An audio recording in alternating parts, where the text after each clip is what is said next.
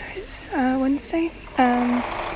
So I washed the blue bodice fabric last night, and the chalk marks all came off, which is great. I decided to focus on the lining today because I need to figure out how the lining and the bodice are going to attach together. So the two options I had were I overlock both the lining and the bodice panels together before I stitch them so that they're all one piece, which means they will be a lot easier to alter, but my worry is that it's not going to be as comfortable for the model to wear. The other option is to sew the bodice as a lining and insert it that way, but that means that it's going to be a little bit more difficult to alter. I think because my model has quite sensitive skin, and I don't want even though all the edges are going to be overlocked, I don't want any sort of rough edges or weird bits of velvet and soft poking them, so I'm going to go with the lining option. So I have cut out the lining fabric. I cut it out. I've laid up 2 pieces for each pattern piece, so I've laid them out like widthways and then lengthwise, so that hopefully that will add to the strength if the warp and the weft are going opposite directions. I've also ironed all of the pleats in the reverse direction to the bodice pieces, which will help reduce bulk a lot.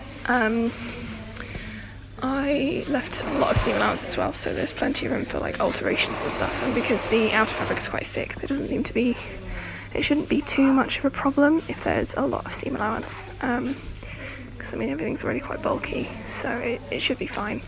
I also now stitched together the bodice at the shoulders and the side seams, so that I have that is now complete, that's together. As expected, I did have some issues with the fabric slipping while I was sewing it, but I've managed to sort of get it more or less on the dot. There are a couple of areas where it's not quite right, but it's sort of close enough that I can sort of live with it. Sort of also going off the sort of standards that I learnt about when I was working at the Royal Opera House, so hopefully it will all be okay. The thing I'm trying to consider about now is because the outer fabric is going to be quite thick, the lining needs to be slightly smaller to allow for allow for the space, otherwise it's not going to lie flat against the bodice. You might end up with weird creases and it'll be uncomfortable, but having a little bit of movement I'm not too worried about. So I basically opened out the bodice, the front panel, and then tried to line up the darts and the centre seam. For some reason the darts on the lining are a bit wider apart than the darts on the bodice fabric, but the seam for the darts lies quite nicely in the they sort of butt up quite nicely against the darts in the bodice panel, so even though there's a little bit of extra loose fabric in the sort of centre front, it's not considerable, it's probably just millimetres, but I think that's probably good because then it just allows for a little bit of movement. So I'm not quite sure how to go about the doing the side seams just yet. What I might do is I might tack together tack in place the darts in the lining and the bodice fabric so that they are absolutely definitely stuck, they are together, they are done, and maybe in the shoulder seams too, and then I can see how much fabric is needed to be sort of taken out of the side seams, so I can sort of make an educated guess as to how much I need to take in there. I don't think I'm going to have time to do the skirt draping today, which is kind of annoying, but I might do that on Friday if I go into the studio and grade, because I'll have the table space to cut everything. So if I can get the bodice ready for Friday, that should be fine. The next thing I need to consider as well is the collar. So I haven't really decided what I was going to do with the collar just yet.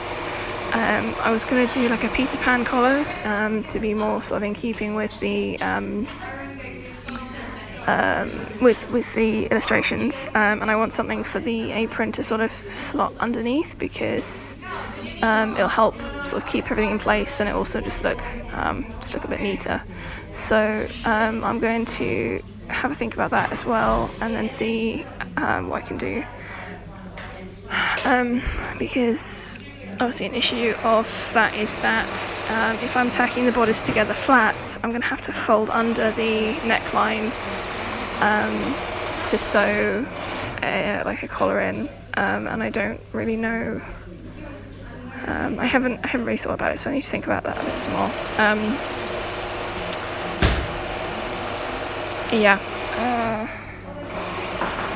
think that's everything.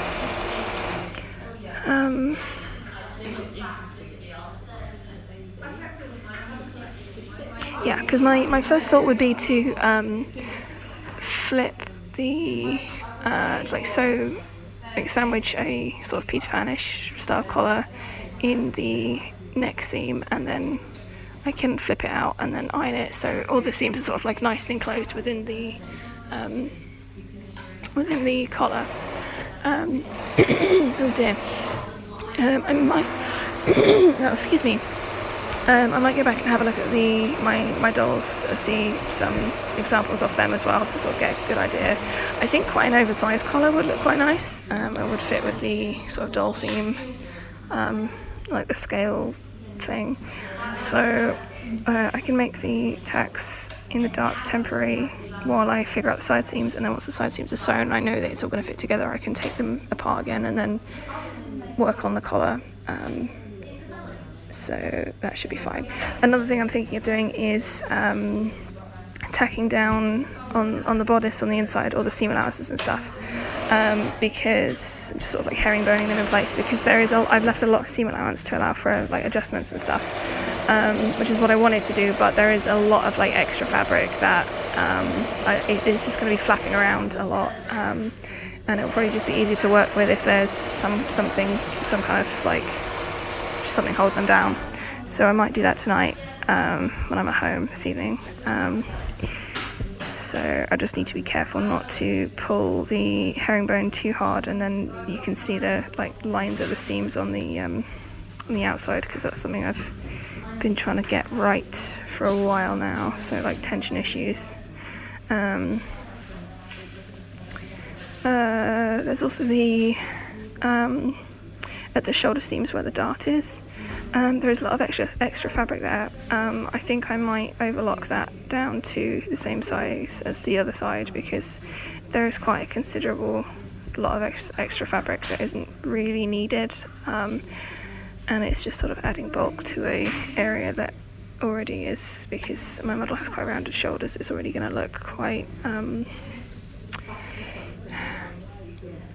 I just don't want them to look like a hunchback.